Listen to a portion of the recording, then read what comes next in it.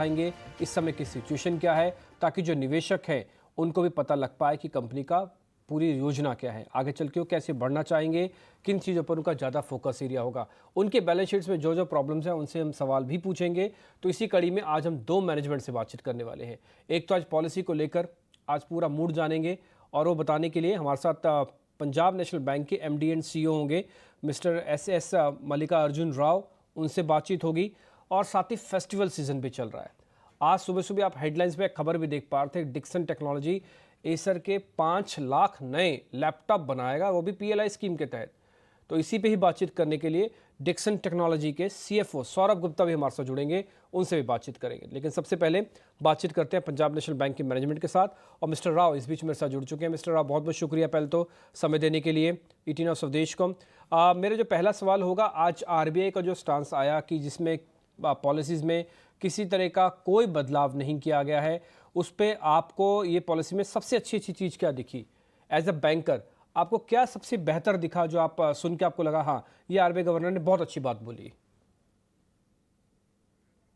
Correct. आज की RBI की पॉलिसी अनाउंसमेंट्स देखते हैं तो एक्सपेक्टेड लाइंस में था।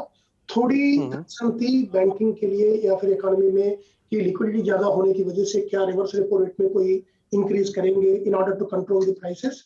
लेकिन उन्होंने वेरिएबल रेट रिवर्स रेपो के माध्यम से जो भी उन्होंने कैलेंडर डिक्लेयर किया है, उसकी वजह से लिक्विडिटी के ऊपर भी जितना कंसर्न्स थे हमारे मन में, वो भी उन्होंने दूर कर लिया without impacting the what policy rates, और अकोमोडेटिव स्टैंड को बरकरार रखा है। ये बहुत अच्छी बात है, इकोनॉमी में जरूरत है, क्योंकि आगे हम फेस्टिव सीजन में क्रेडिट ग्रोथ उम्मीद कर रहे हैं, और उस समय पर सेंटिमेंट का कहीं इफेक्ट ना हो, इसलिए उन्होंने अकोमोडेटिव स्टैंड को वर्टिकल कंटिन्यू किया हुआ है। बाकी मेजर्स भी अच्छी ली उन्होंने, तो ओवरऑल क्रेडिट पॉलिसी बहुत अच्छा रहा है। रेट आप सही कह रहे हैं इसको। और दूसरा इंपॉर्टेंट पॉइंट है सर, लिक्विडिटी को लेकर RBI ने आज बहुत बात रखी है। वही बार बार कह रहे थे कि लिक्विडिटी बनाए रखेंगे, ज़रूरत पड़ी तो मार्केट पार्टिसिपेंट से भी बातचीत करेंगे, और लिक्विडिटी मेंटेन करने पे जो RBI का दबाव था, हमको ऐसा लग रहा था कहीं शक ना हो जाए कोई लिक्विडिटी, लेकिन ऐसा कुछ हुआ नहीं। तो आपका इस पर क्या कहना है, लिक्विडिटी अभी कितनी है और ये कैसे बनी रहेगी आगे? वेरिएबल रिवर्स रेपो ऐसे है, ये तो पार्टिसिपेशन की बात है, मतलब जहां बैंकर्स के पास लिक्विडिटी होती है वो फिर वर्टिकल बिडिंग में पार्टिसिपेट करेंगे। इसका मतलब it is driven by the bank. Suppose Punjab national bank के पास ज्यादा लिक्विडिटी है, लेकिन मेरे पास आउटलुक है क्रेडिट डिसबर्स करने की, तो मैं पार्टिसिपेट ही नहीं करूंगा। तो ये बहुत अच्छी विंडो है जहां पर बैंक अपने आप असेस कर सकते हैं कि मेरे पास एक्सेस लिक्विडिटी है, मगर मेरे पास अगर डिप्लॉय करने की अपॉर्चुनिटी है तो मैं वेरिएबल रेपो में पार्टिसिपेट नहीं करूंगा, क्योंकि डिप्लॉयमेंट करने पर मुझे वहां यील्ड ज्यादा मिलेंगे वेरिएबल रेपो से कंपैरिजन में। अगर मेरे पास डिप्लॉयमेंट करने की अपॉर्चुनिटी कम है और फिक्स्ड रिवर्स रेपो में केवल 3.35 मिलती है, तो फिर वेरिएबल रेपो में मुझे इन्वेस्ट करने की मौका मिलती है। So it is a very matured way of controlling the liquidity in the market.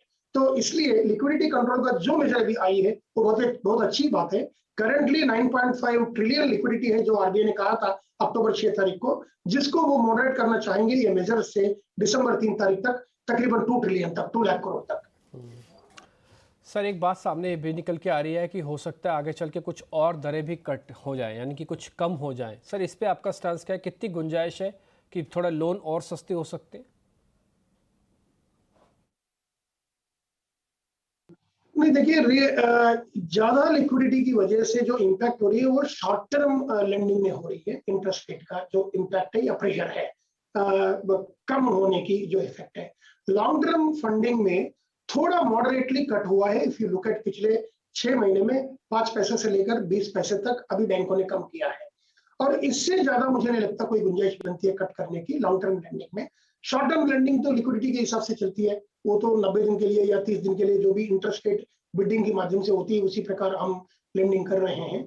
और ये लिक्विडिटी हाई होने की वजह से इवन डिलीवरेजिंग जो किया है कॉर्पोरेट्स ने, उन्होंने भी अपनी लेंडिंग का लिमिट्स बंद करके मार्केट में थ्रू एनसीडीज वगैरह या फिर सीपीस के माध्यम से पैसा उठाना शुरू किया, जहां रेट बहुत कम है।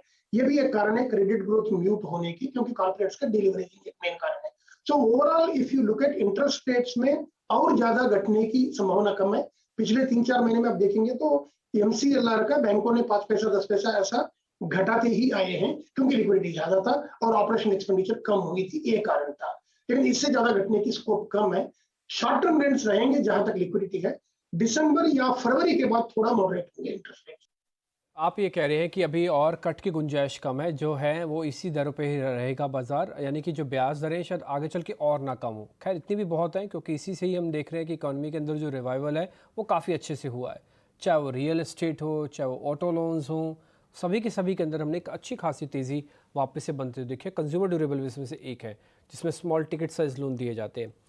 आगे सर, क्योंकि आप इंसॉल्वेंसी कमेटी के भी मेंबर हैं, तो इसलिए ये सवाल बड़ा वाजिब है आपसे पूछना कि इस समय जो एनपीए रिकवरी का पूरा एक मुहिम चल रही है सरकार की तरफ से भी, बड़े बड़े एनपीएस को सेटल डाउन किया गया, जिसमें दीवान हाउसिंग का भी है। 34,000 करोड़ रुपए में पीरामल एंटरप्राइज ने पे करके उसको अपनी कंपनी बना दिया।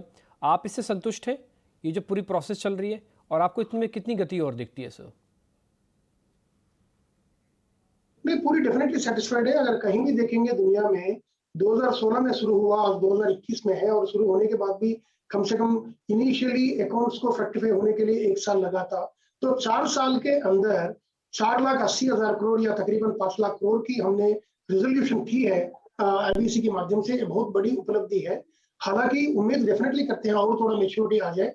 मेच्योरिटी 2 तरीके की है। एक टाइमलाइंस में, मतलब जो टाइम टेकन फॉर रेजोल्यूशन अभी काफी इंप्रूव हुआ है और भी इंप्रूवमेंट उम्मीद करते हैं हम। और दूसरा, मार्केट में बिडिंग करने वाले प्लेयर्स जो है वो संख्या बढ़े। अभी फॉरेन डायरेक्ट इन्वेस्टमेंट भी हम उम्मीद कर रहे हैं एआरसीज में। उससे क्या होगा कि मेच्योरिटी बनेगी मार्केट में, then real value of the real economic value of the asset which will be going under particularly the bidding will come in a better manner. So ये दोनों इंप्रूवमेंट उम्मीद करते हैं। काफी अच्छा हुआ है अभी।